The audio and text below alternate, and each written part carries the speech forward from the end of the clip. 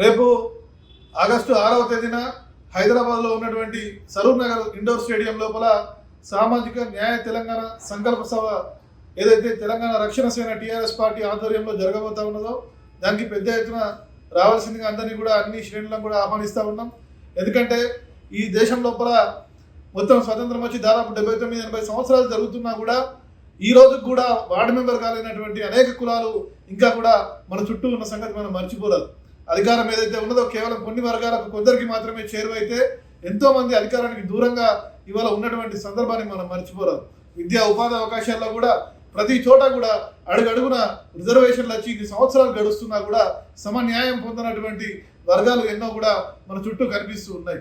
వాళ్ళందరికీ న్యాయం దక్కడం కోసం బీసీ, ఎస్సీ, ఎస్టీ, అదేవిధంగా అగ్రవర్ణాల్లో ఉన్న పేదలతో సహా మహిళలు కానీ మిగతా భాషా పరంగా ఉన్నటువంటి మైనార్టీలు కానీ ప్రతి ఒక్కరికి కూడా న్యాయం జరగడం కోసం సామాజిక న్యాయం తెలంగాణ నినాదాన్ని ఇవాళ తెలంగాణ రక్షణ సేన అధ్యక్షుడు కవితక్క గారు తీసుకుని ముందుకు పోతా ఉన్నారు. ఎందుకంటే గతంలో మీకు తెలుసు ఏదైతే బీసీలకు రిజర్వేషన్ల అంశం తెర మీదకి వచ్చినప్పుడు, ఎందుకంటే గతం లోపల ఎస్సీ ఎస్టీలకు ఏదైతే రాజ్యాంగపరమైన రక్షణ కల్పించబడ్డప్పటికీ వాళ్ళు కూడా ఈ రోజు కూడా అనేక అణచివేతలు ఎదుర్కొంటా ఉన్నారు. మరోవైపు బీసీలను మనం చూస్తే అటు రాజ్యాంగపరమైన రక్షణ లేకపోగా మిగతా పరంగా కూడా అన్ని రకాలుగా వాళ్ళ సంఖ్యాపరంగా ఏదైతే జనాభా వారిది ఉన్నదో అంత సమస్థాయిలో వాళ్ళు లేనటువంటి ఒక పరిస్థితిని, ఒక చారిత్రాత్మకమైనటువంటి ఒక అధ్వాన్నమైన పరిస్థితిని ఈ చరిత్ర లోపల మనం చూస్తూ ఉన్నాం.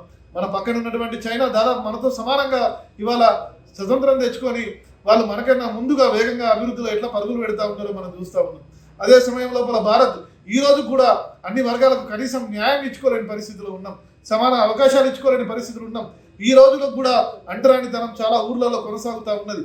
ఈ రోజు కూడా పెళ్లి చేసుకొని గుర్రం ఎక్కి ఒక దళిత సోదరుడు ముందుకు పోతా ఉంటే ఆ భరాత్ మీద దాడులు చేసి వాళ్ళకు కొట్టినటువంటి సంఘటనలు ఉన్నాయి.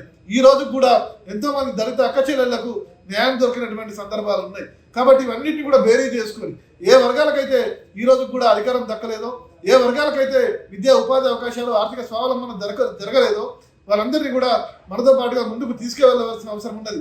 సమాజ అభివృద్ధి కానీ సమాజ నిర్మాణం అంటే కేవలం కొన్ని వర్గాల అభివృద్ధి మాత్రం కాదు.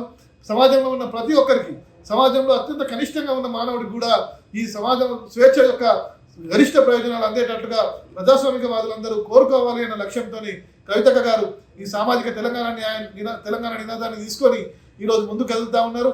వారికి మద్దతుగా తెలంగాణ రక్షణ సేన టీఆర్ఎస్ పార్టీకి సంబంధించినటువంటి శ్రేణులందరూ కూడా గత కొంతకాలం నుంచి కూడా ఈ ఉద్యమం లోపల ముందుకు కదులుతూ దాదాపు ఢిల్లీ లోపల ప్రెస్ మీట్లు పెట్టడం నుంచి ఇలా రాష్ట్ర స్థాయిలో కూడా రైలు రోకోలు కానీ, రాష్ట్ర రోకోలు కానీ, రౌండ్ టేబుల్ సమావేశాలన్నీ పెట్టి మొత్తం తెలంగాణ పల్లెలన్నింటినీ కూడా చుట్టి వచ్చినటువంటి సందర్భాన్ని మనం చూస్తూ ఉన్నాం.